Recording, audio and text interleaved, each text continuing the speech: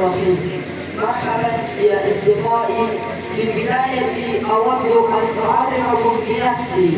اسمي فضل الرحمن. أنا من باكستان، أسكن الآن في كويتا. أسكن مع أسرتي. عمري 15 عاما. أحب مع أسرتي جدا.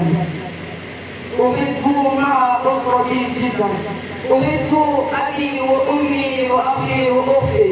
أدرس الآن في المدرسة وأدرس في صف السنة المتوسطة. أحب اللغة العربية لأنها لغة القرآن والسنة. وأريد أن أتواصل مع أصدقائي الذين يتحدثون بالعربية. أذهب إلى المدرسة كل يوم بالسيارة مع أصدقائي. من هواياتي المفضلة السباحة والقراءة ولعب على الحاسوب والتصوير ولعب كرة القدم.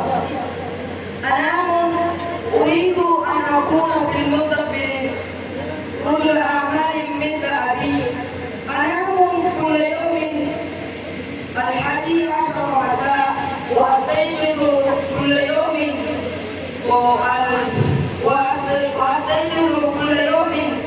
الساعة 4:30 فجرا.